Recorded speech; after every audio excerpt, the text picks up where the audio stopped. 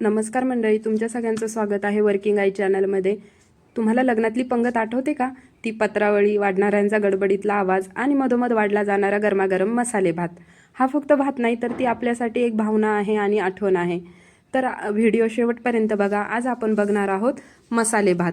तर मसाले भातासाठी लागणारे 2 मध्यम आकाराचे कांदे मी चिरून घेतलेत, 6 ते 7 लसूण पाकळ्या आणि कोथिंबीर आणि सीझनेबल ज्या भाज्या असतात त्या मी सगळ्या कट करून घेतल्यात आणि 200 ते 250 ग्रॅम तांदूळ घेतले। नंतर कढई तापत ठेवून त्याच्यात 2 चमचे तेल टाकले। तेल तापल्यानंतर जिरे मोहरी टाकली आणि मी नंतर कट केलेला लसूण टाकते। तुम्ही हा कट केलेला लसणाऐवजी आलं लसूण पेस्ट सुद्धा वापरू शकता।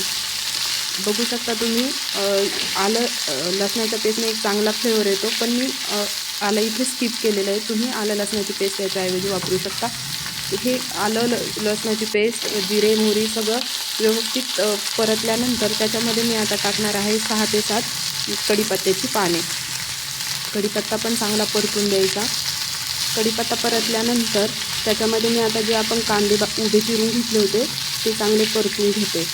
कांद्याला परतायला साधारणतः 1 ते 2 मिनिटं लागतात। 1 ते 2 मिनिटात कांदा चांगला लाल होतो। लाल झाल्यानंतर त्याच्यामध्ये आता आपण टाकणार आहोत अर्धा चमचा हळद, 2 चमचे लाल तिखट आणि मी 1 चमचा गरम मसाला टाकते। तुम्ही गरम मसाला ऐवजी दुसरा कोणता मसाला असेल तो पण टाकू शकता। आणि तुम्ही लक्षात घेऊ शकता इथे मी जे लवंग तमालपत्र वगैरे असतं ते टाकलं नाही, ते तुम्ही टाकू शकता। मी गरम मसाल्यात ते कुटून ठेवलेलं आहे रेडीमेड, त्यामुळे मी टाकलं नाही। नंतर अर्धा चमचा मीठ टाकलं आहे आणि ज्या सगळ्या सीजनल भाज्या मी कट करून घेतल्या होत्या त्या सगळ्या मी आता त्याच्यात टाकते आणि 2 ते 3 मिनिटं चांगले परतून घेते ते। नंतर जो आपला तांदूळ मी धुवून घेतला होता तो आता त्याच्यामध्ये टाकते आणि तो पण चांगला त्या भाज्यांबरोबर मिक्स करून घेते।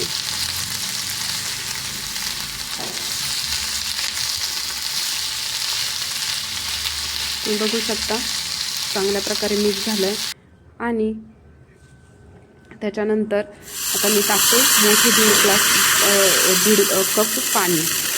1.5 कप पाणी टाकल्यानंतर त्याच्यामध्ये आता मी 1 उकळी आल्यानंतर टाकत आहे कोथिंबीर, बारीक चिरलेली कोथिंबीर। बारीक चिरलेली कोथिंबीर टाकल्यानंतर ते मी झाकण लावून ठेवणार आहे 7 ते 10 मिनिटं। 7 ते 10 मिनिटं वाफ झाल्यानंतर तुम्ही बघू शकता आपला कसा मोकळा एकदम पंक्तीत असतो तसा मसाले भात तयार आहे। तुम्ही बघू शकता कलर पण किती सुंदर आलाय आणि चव पण एकदम मस्त आहे। नक्की ट्राय करा आणि thanks for watching. Please like